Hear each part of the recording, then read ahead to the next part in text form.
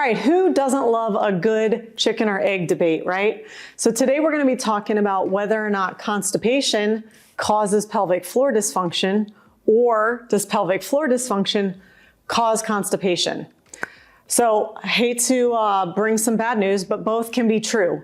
All right, so we're going to break it down. Pelvic floor dysfunction can cause constipation when there are weak or very tight muscles that can contribute to issues where the bowels can't move through the digestive tract, through the large intestine and into the rectum. The rectum is part of the pelvic floor. And so if there's tension there, then a lot of times the poop can't pass through well. And so that can lead to a backup and constipation issues.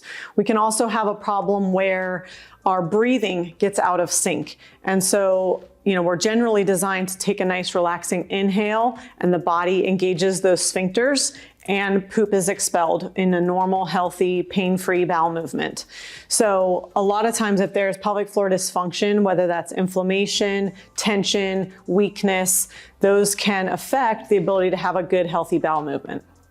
Also true, having constipation can cause pelvic floor dysfunction. So if you're already having some digestive issues and constipation or what's known as IBS, irritable bowel syndrome, where you're kind of swinging back and forth between constipation and diarrhea, those can cause pelvic floor dysfunction in a couple ways as well.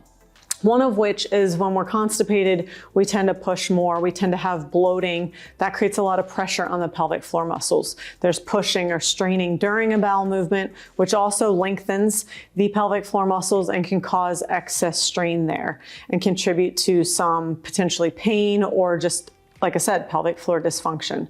Another way that that can happen is that we get bloated and there's like a backup of the fecal matter and just general expansion of the abdomen and tension, and all of that weight is creating pressure onto the pelvic floor.